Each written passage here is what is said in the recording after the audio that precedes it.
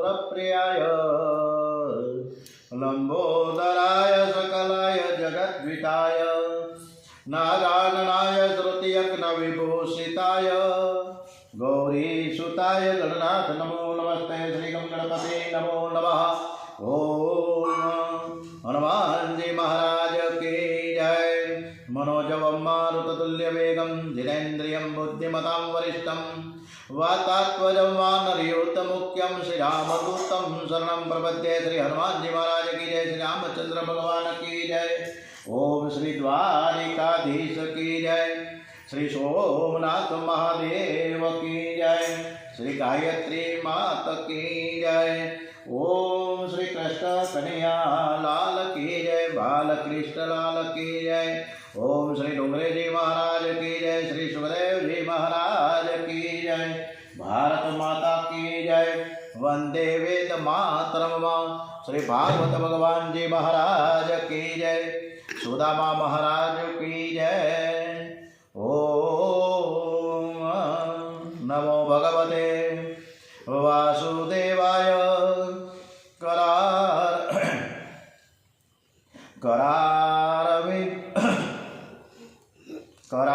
करारविन्देन पदारविन्दं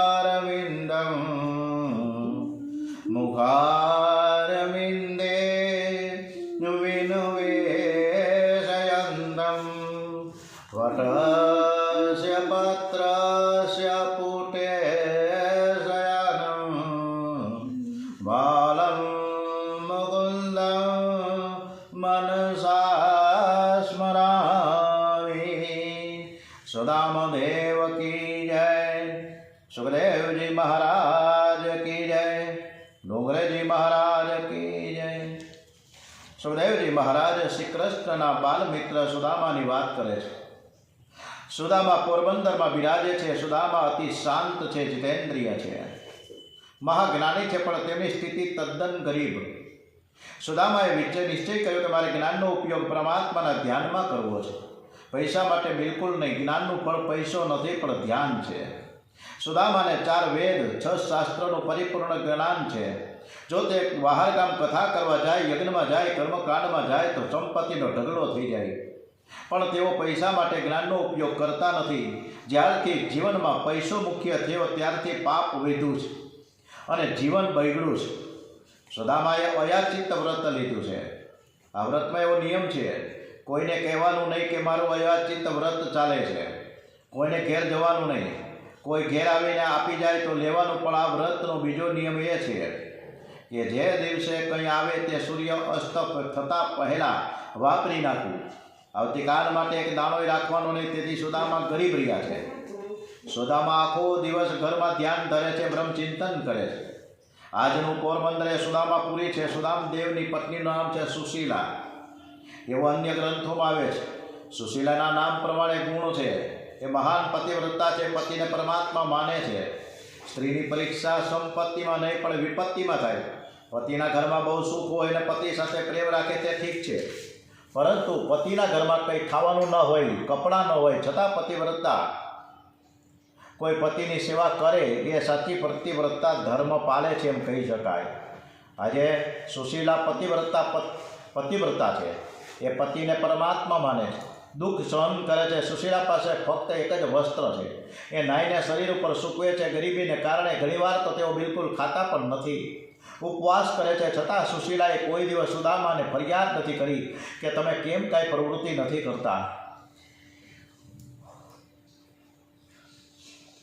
તમે કેમ પૈસા કમાતા નથી।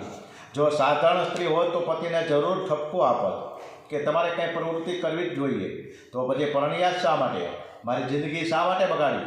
સુશીલા મહાન પતિવ્રતા છે। તે આખો દિવસ ઘરમાં બેસી ભક્તિ કરે, પતિને પરમાત્માના માનીને તેની સેવા કરે છે। પતિ પત્ની ઘરમાં સત્સંગ કરે, કૃષ્ણ કીર્તન કરે। આવો ગૃહસ્થાશ્રમ સંન્યાસ આશ્રમને પણ શરમાવે એવો છે। અનુકૂળ પરિસ્થિતિમાં તો બધા જ શાંતિ રાખે, પરંતુ સુદામાના ઘેર ખાવાનું નથી। રહેવા માટે એક નાની સરખી ઝૂંપડી છે, એમાં તડકો ને વરસાદ બંને આવે, છતાં મહારાજ શાંતિથી નારાયણનું ધ્યાન કરે છે। બાળકો માને ભજવે છે, માનું હૃદય છે। સુશીલા બહુ વ્યાકુળ થઈ તે પોતાની જાતને ધિકારે છે, પ્રભુએ મને શા માટે માં બનાવી? પરમાત્માએ મને માં બનાવી, પણ આ બાળકોનું કંઈ ખાવાનું આપ્યું નથી. પ્રભુએ મને વાંદળી રાખી હોત તો સારું હતું.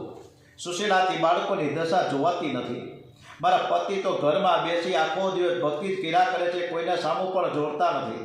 હું મારા પતિદેવને કેવી રીતે હું કહું કે તમે ભક્તિ છોડીને પૈસા માટે કંઈક પ્રવૃત્તિ કરો? મારાથી પતિદેવને એવું ન કહેવાય. એણે વિચાર્યું કે હું મારા પતિદેવને યુક્તિથી સમજાવીશ. એક દિવસ સુશીલાએ પતિદેવને કહ્યું કે તમારી કથામાં મેં સાંભળ્યું છે કે શ્રી કૃષ્ણને મિત્રો અતિશય પ્રિય લાગે છે. સુશીલાએ હાથ જોડીને કહ્યું કે નાથ, તમે પણ દ્વારિકાનાથના મિત્ર છો ખરું ને? સુદામા કહે કે હા, મેં એક જ ગુરુકુળમાં ભણતા હતા, હું શ્રી કૃષ્ણનો મિત્ર છું. ત્યારે સુશીલાએ પ્રેમથી સમજાવીને કહ્યું કે તમને તમારા મિત્રના દર્શન કરવાની ઈચ્છા કેમ થતી નથી? સુદામા કહ્યું, મારા મિત્રને મનથી મળું છું, મનથી એના દર્શન કરું છું, એના નામનો હું જપ કે સ્તુતિ કરું છું. મને શરીર મિલન કરતા મનના મિલનમાં વધુ આનંદ આવે છે. સુશીલા કહે, તમે મનથી દર્શન કરતા હશો, પણ એકવાર પ્રત્યક્ષ દર્શન કરવા જાઓ. સુદામા કહે, દેવી હું પ્રત્યક્ષ દર્શન કરવા નથી જતો. એનું પાછળનું કારણ એક જ છે કે હું કૃષ્ણનો મિત્ર છું, પણ દરિદ્ર નારાયણ છું. મારા મિત્ર શ્રી કૃષ્ણ તો લક્ષ્મીપતિ નારાયણ છે.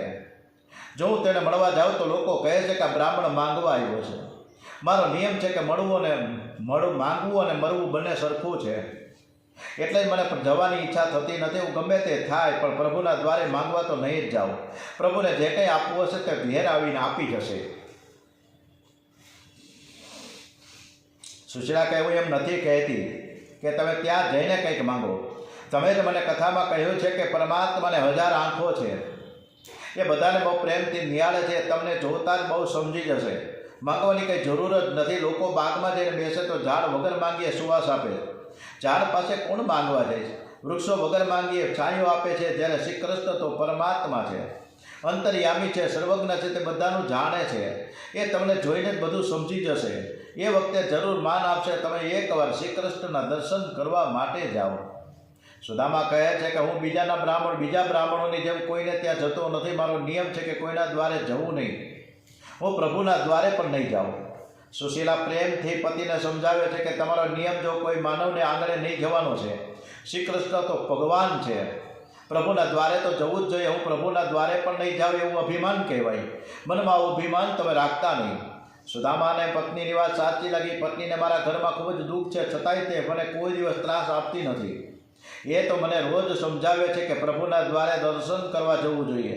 પ્રભુના દ્વારે હું ન જાઉં એ અભિમાન છે. મારે મનમાં અભિમાન રાખવું નથી. હું ત્યાં જઈશ. સુદામા જ્ઞાની તપસ્વી બ્રાહ્મણ છે. એ જ્યાં બેસે ત્યાં તેમને દ્વારિકાનાથના દર્શન થાય છે. પણ પત્નીના આગ્રહના વશ થઈ તેઓ દ્વારિકા જવા તૈયાર થયા છે. સુદામા પત્નીને કહે છે કે હું દ્વારિકા જાઉં.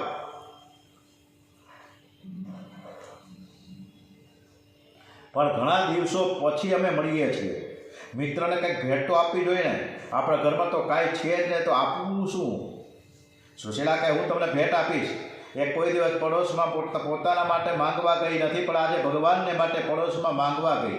પૌવા લઈ આવી. પૌવા બાંધવા માટે ઘરમાં એક કકડો પણ ન મળે. 2-3 ચીથરા ભેગા કર્યા અને પૌવાની પોટલી બાંધી સુદામાને આપી. સુશીલાએ પૌવાનો એક દાણો પણ બાળકો માટે રાખ્યો નથી. આ ભગવાનને માટે જે માંગીને લાવી છે તે સર્વસ્વ શ્રી કૃષ્ણને અર્પણ કરવાનું છે. એ નાની પોટલી સુશીલાએ પતિદેવને આપીને કહ્યું કે આ ભેટ દ્વારિકાનાથને અર્પણ કરજો. એ જાણતી હતી કે પોતાના પતિદેવ બહુ સરવાળ છે. સોનાની દ્વારિકા, રાણીઓનો વૈભવ અને રાણીઓનો શૃંગાર જોઈને મારા પતિદેવના ભેટ અર્પણ કરતા સંકોચ થશે. એટલે તે કહે કે આ ભેટ આપતા જો તમને સંકોચ થાય તો દ્વારિકાધીશને કહેજો.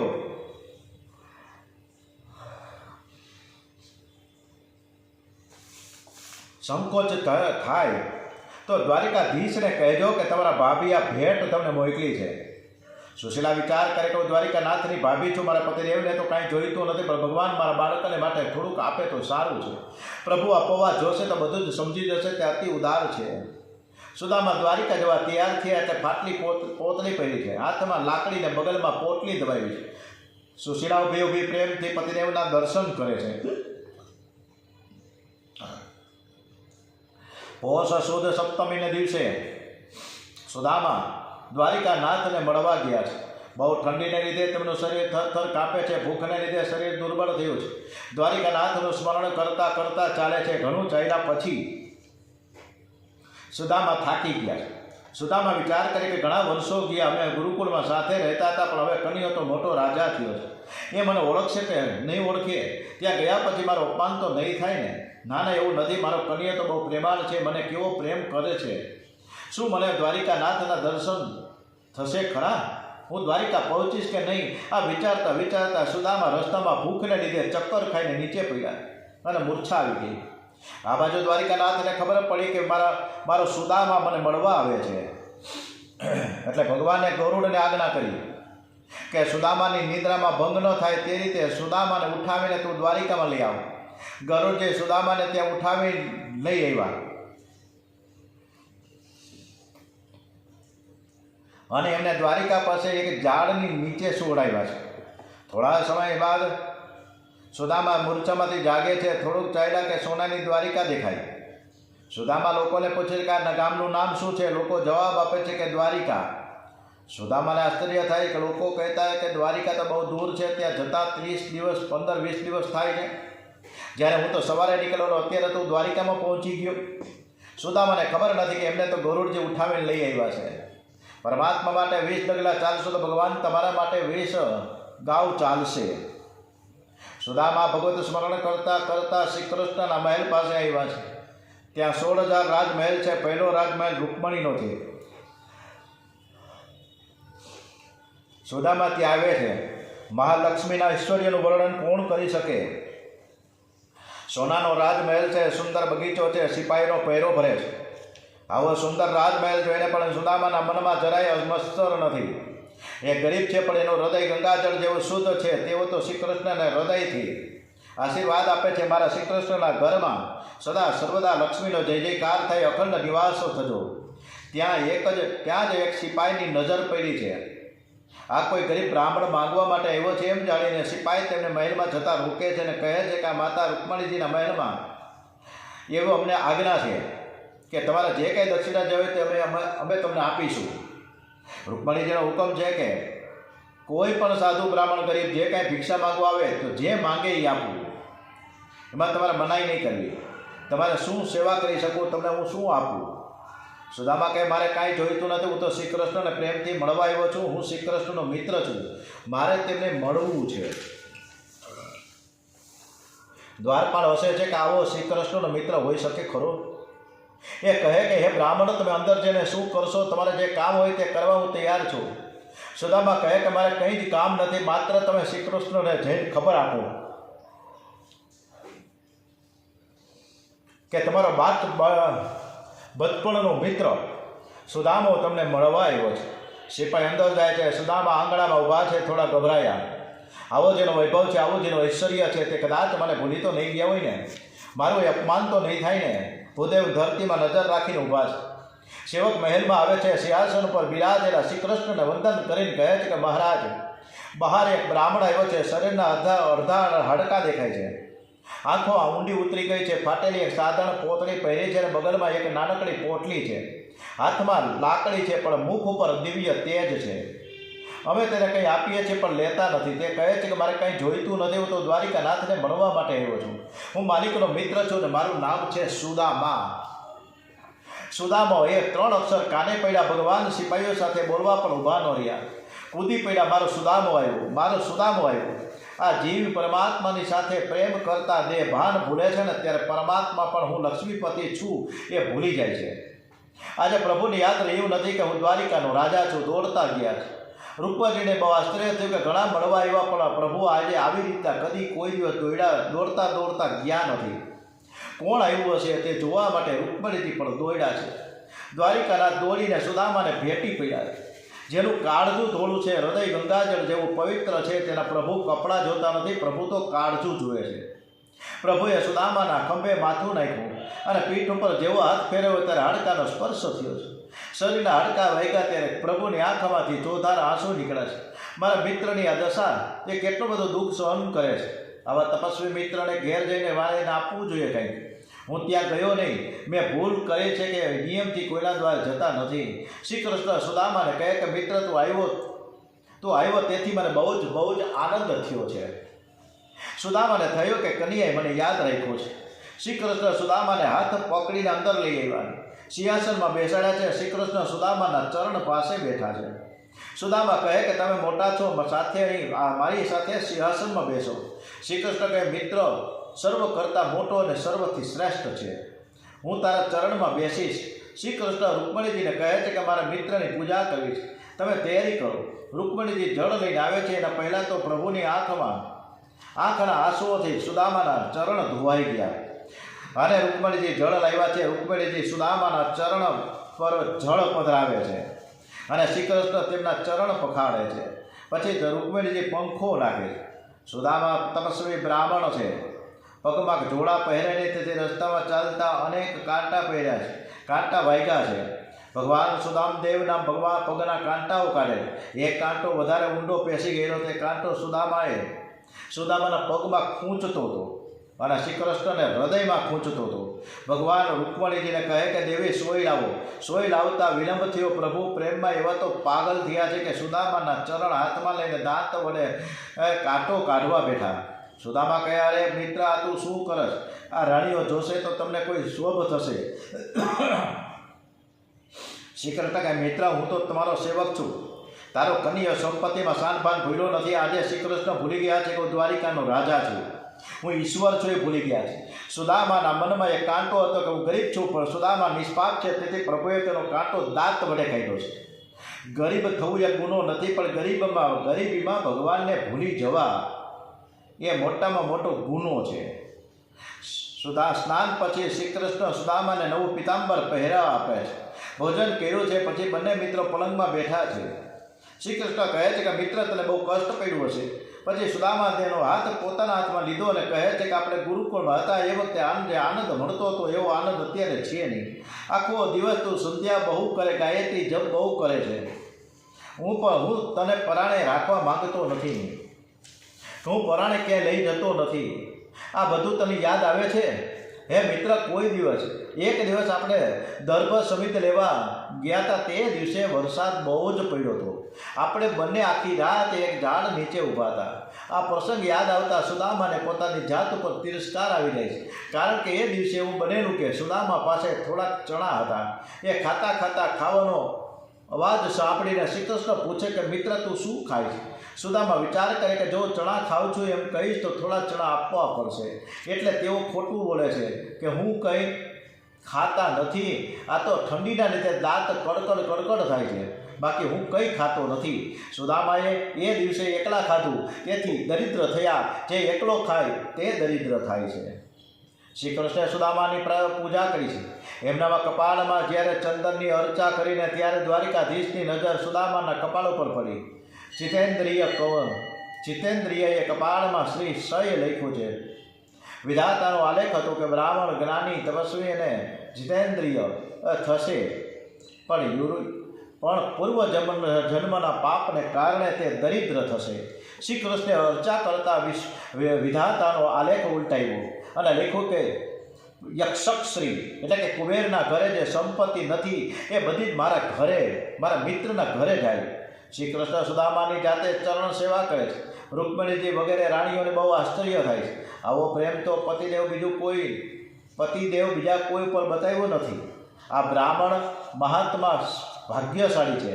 પછી તો શ્રી કૃષ્ણ સુદામાને કહે છે કે મિત્ર તારું લગ્ન થયું કે નહીં? સાચું કહેજે, મારા ભાભી કેવા છે?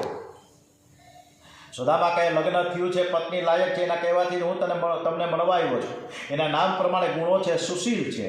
સુદામા એ બધું કહે છે, પરંતુ એ કહેતા નથી કે ઘરમાં કંઈ ખાવાનું નથી. સુદામા એ પત્નીના બહુ વખાણ કર્યા છે. શ્રી કૃષ્ણ કહે મારા ભાભીના કહેવાથી તું આવ્યો છો ને, તો જરૂર મારા ભાભીએ મારા માટે કંઈક તો આપ્યું જ હશે. સુદામા મૂંઝાયા, સંકોચાયા. રૂકમણીજી પાછળ જ ઊભા છે, તેમના ત્યાં સહન થયું નહીં. એનો સ્વભાવ જ એવો છે કે કોઈની પાછળ પડે તો પછી એને ભાન રહેતો નથી. રૂકમણીજી કહે છે કે તમે શું કરો છો અને શું તમે એને કહો છો વારંવાર? તમને હવે શું શોભે નહીં? તમે મને આજ્ઞા આપો તો હું એના ઘેર જઈને કંઈક મોકલું. આ ગરીબ બ્રાહ્મણને શા માટે તમે ત્રાસ આપો છો? રૂકમણીજીના મુખમાંથી શબ્દ નીકળ્યો ગરીબ બ્રાહ્મણ, પ્રભુથી આ સહન ન થયું. રૂકમણીજીના આ શબ્દો પ્રભુને બાણ જેવા લાગ્યા. મારા મિત્રને ગરીબ કહેનારી તું કોણ? અમે બે મિત્રો પ્રેમથી વાતો કરીએ છીએ, એમાં તું વચ્ચે કેમ આવશ? આવું બોલવું હોય તો તમારે અહીં આવવાની જરૂર નથી. રૂકમણીજીને આશ્ચર્યની વાત થઈ કે તેમના મિત્રને ગરીબ કહ્યો, એમાં તો ભગવાન મને અહીંથી જા એવું કહે છે. શું ભગવાન મારા મિત્રને ઘરમાં રાખશે અને મને કાઢી મૂકશે કે શું? ના, પણ મારી એક ભૂલ થઈ ગઈ કે મેં એમના મિત્રને ગરીબ કહ્યો. મારા પતિદેવ જેમના ચરણ પખાડે છે કોઈ સાધારણ મનુષ્ય ન હોય. લક્ષ્મીજીને બાજુના શ્રી કૃષ્ણ, આજના શ્રી કૃષ્ણ કંઈક જુદા લાગે છે અને તે માફી માગે છે. નાથ, મારી ભૂલ થઈ ગઈ, મને ક્ષમા કરો. સુદામાએ બગલમાં પૌવાની પોટલી દબાવેલી. એમને આવા સૂકા પૌવા આપવાની હિંમત થતી નથી. શ્રી કૃષ્ણ કહે, મારા બાપે મારા માટે કંઈક મોકલ્યું છે, પણ તું મને આપતો નથી. પોટલી છોડવાની પણ જરૂર પડેલી પૌવા નીકળી પડ્યા. શ્રી કૃષ્ણ કહે કે મિત્ર, મને આ પૌવા બહુ જ ભાવે છે, આજે મને ભૂખ લાગી છે. શ્રી કૃષ્ણને પ્રેમની ભૂખ લાગે છે. પ્રભુ પૌવા ખાવા લાગ્યા. લૌકિક દ્રષ્ટિએ 2 મુઠ્ઠી પૌવા હશે, પણ સુદામાને માટે તે સર્વસ્વ હતું. ભગવાને 1 મુઠ્ઠી પૌવાના બદલામાં દ્વારિકાની સંપત્તિ સુદામાને આપી દીધી. પ્રભુ સુદામદેવ સાથે વાતો કરે છે, તારો સંસાર કેમ ચાલે છે? ભગવાન સામેથી પૂછે છે, છતાં સુદામા કહે છે કે હું બહુ આનંદમાં છું. સુદામાને કોઈ જ વસ્તુની જરાય અપેક્ષા નથી. પ્રભુને આશ્ચર્ય થાય, આ કેવો બ્રાહ્મણ છે, કેવું બોલે છે. મારે પણ તેને કોઈ કહેવું નથી. મેં તેને શું આપ્યું એ મારે એને છેક સુધી કહેવું જ નથી. મારે પણ ખાનગી જ રાખવું છે. આખી રાત બંને મિત્રો વચ્ચે પુષ્કળ વાતો થઈ. પ્રાતઃકાળમાં સુદામાએ સ્નાન કર્યું. તેમણે વિચાર કર્યો કે મળવા આવેલો એટલે એક દિવસ મારા હકનો હતો, હવે મારે ઘેર જવું જોઈએ. બહુ આગ્રહ કર્યો તો 2-4 દિવસ રહી જઈશ. શ્રી કૃષ્ણ બહુ પ્રેમથી રાખે છે એટલે આગ્રહ તો કરશે એવું લાગે છે. તેથી વિવેક ખાતર કહે છે કે આજે મારે જવું છે. શ્રી કૃષ્ણ કહે, મિત્ર આજે જવું છે? સુદામા કહે, હા, મારે આજે પોરબંદર જવું છે. ત્યારે શ્રી કૃષ્ણ ભલે જાઓ તમ તારે. ભગવાન વિચાર કરે કે આજે જે જાય તો સારું છે. મેં ત્યાં સર્વ ઐશ્વર્ય મોકલ્યું છે, પણ સુશીલાએ ભોજન કર્યું નથી. એ ઉંબરામાં બેઠા પતિદેવની પ્રતીક્ષા કરે છે. એટલે મારે મારા ભાભી માટે સુદામાને ઝટ મોકલવાનું કહું. સુદામાએ સ્નાન કર્યા પછી પ્રભુએ આપેલું પિતાંબર પહેર્યું હતું. સુદામાએ તે પિતાંબર પહેરીને જવા લાગ્યા. તે પ્રભુને ગમ્યું નહીં. શ્રી કૃષ્ણ સુદામાના હાથમાંથી પોતળી લે છે અને કહે છે કે મિત્ર, આ તારી પોતળી તારે પહેર્યું હોય તો પહેરીને છે. એનો અર્થ એ છે કે મારું પિતાંબર તું લઈ જઈશ નહીં. પ્રભુ વિચાર કરે છે કે મારા મિત્રનો નિયમ છે કે કોઈના ઘેર જતો નથી. મારે જે કંઈ આપવું છે તો એના ઘેર જઈને આપવું. અહીંથી તે પિતાંબર પહેરીને જાય તો લોકો એની નિંદા કરશે કે કોઈના ઘેર આવતા નહોતા ને દરિયો જ, અને એ કોઈના ઘરે જતા નથી, કોઈની પાસે માંગતા નથી. તો પછી આ દ્વારિકા જઈને પિતાંબર લઈને આવ્યા. એ જે પોતલી પહેરીને આવ્યો છે એ પોતલી પહેરીને ઘેર જાય એવું હું ઈચ્છું છું. એટલે સુદામાને કીધું કે તારું આ પિતાંબર છે એ કાઢ અને તારી જૂની પોતલી તું પહેરી લે. પણ સુદામાને જરા પણ દુઃખ નથી થયું કે મને આ શું કામ આવી રીતના કરે છે.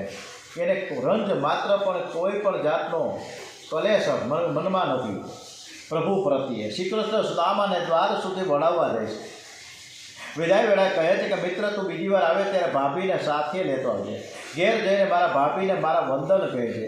શ્રી કૃષ્ણ સુદામાને દ્વાર સુધી વળાવીને પાછા પરત આવ્યા. જેને આખું જગત વંદન કરે છે તે દ્વારિકાનાથે ગરીબ બ્રાહ્મણની પત્નીને પ્રણામ કરે છે. એને અભિમાનનો જરા પણ સ્પર્શ નથી. ત્યારે બ્રાહ્મણની આંખમાં આંસુ આવી ગયા. મારા તમારા વંદન ન હોય, તમારા તો આશીર્વાદ હોય. શ્રી કૃષ્ણ કહે, મિત્ર, આ તું શું બોલસ? ભાભીના આશીર્વાદથી તો હું સુખી છું. મારા ભાભી તો યશોદા છે. હું તો ગોકુળમાં હતો ત્યારે યશોદા મને ભેટ આપતી હતી. શ્રી કૃષ્ણનું સ્મરણ કરતા સુદામાપુરી તરફ ચાલી નીકળ્યા છે. સુદામાપુરી આવ્યા છે. પોતાની ઝૂંપડી શોધે, ઝૂંપડી મળતી નથી. ઝૂંપડીની જગ્યાએ દ્વારિકા જેવો મહેલ ખડો થઈ ગયો છે. સુદામા વિચાર કરે કે હું ભૂલો નથી પડ્યો ને, પાછો દ્વારિકા તો નથી આવી ગયો ને. ત્યાં તો સુશીલાને ખબર પડી કે પતિદેવ આવ્યા છે. દોડતા જઈ પતિદેવનું સ્વાગત કરે છે અને કહે છે કે આ બધું તમારા મિત્રએ આપ્યું છે. સુદામાને થયું કે મારો કનૈયો એક અક્ષર પણ બોલ્યો નથી ને કેટલું બધું આપી દીધું. હું તો મુઠ્ઠીમાં એક પૌવા થોડાક લઈને ગયો તો, બદલામાં આવડું મોટું સામ્રાજ્ય સ્થાપી દીધું. કેટલું બધું આપ્યું છે. મારે કન્યાને શું કહેવું? મારો કન્યા તો બહુ જ ઉદાર છે, બહુ દયાળુ છે. સુદામા અતિ ગરીબ હતા ત્યારે તે ભક્તિ કરતા હતા, પરંતુ અતિ સુખમાં પણ તેણે ભક્તિ છોડી નથી. ઉલટાની ભક્તિ વધારવા લાગ્યા છે. સંસારનું બધું સુખ કાચું છે, સાચું સુખ તો પરમાત્મા જ છે. સુદામાએ શ્રી કૃષ્ણ સાથે મૈત્રી કરી દ્વારિકાનાથ મળવા ગયા છે. જગતમાં એવો કોઈ જીવ નથી થયો કે પોતાનો 16 આની ભાગ છે એ તમને આપે, અને કંઈ આપે તો પણ સંકોચ રાખીને આપે. અને જ્યારે પરમાત્મા જીવને આપે છે ત્યારે પોતાનું સર્વસ્વ સુદામાને આપે છે. તેમને આપવામાં સહેજ પણ સંકોચ થતો નથી. એટલે જ ખુશામત કરી હોય તો જગતની નહીં પણ ભગવાનની કરજો. જગતની ખુશામત કરવાથી કંઈ વળવાનું નથી. જીવ ઈશ્વર સાથે મૈત્રી કે પ્રેમ કરે તો ઈશ્વર ઈશ્વર છે ને એ જીવને ઈશ્વર બનાવે છે. સુદામા અતિ સંપત્તિમાં પણ ભાન ભૂલ્યા નથી. તે અતિ સાવધાન થઈને ભક્તિ કરે છે. ભગવાનનું નામ સંકીર્તન કરતાં કરતાં પણ ભાન ભૂલ્યા નથી. તે અતિ સાવધાન છે અને સાવધાન રહીને ભક્તિ કરે છે. આ પરમ પવિત્ર સુદામાની કથા વક્તા અને શ્રોતાઓના મનના પાપોને બાળનારી છે. જે વક્તા કથાનું બહુ ભાવથી વર્ણન કરે અને શ્રોતાજનો શ્રવણ કરે એમને શ્રી કૃષ્ણના ચરણમાં ભક્તિ પ્રાપ્ત થાય છે. ઓમ શ્રી કૃષ્ણ કનૈયા લાલ કી જય, બાલકૃષ્ણ લાલ કી જય, શ્રી ડોંગરેજી મહારાજ કી જય, શ્રી સોમનાથ મહાદેવ કી જય. કમ ગણપતે નમો નમઃ. ઓમ શ્રી હનુમાનજી મહારાજ કી જય. ઓમ નમો ભગવતે વાસુદેવાય. વંદે વેદ માતરમ. શ્રી ભારત માતા કી જય. ઓમ નમઃ પાર્વતી પતે. હર હર મહાદેવ હર.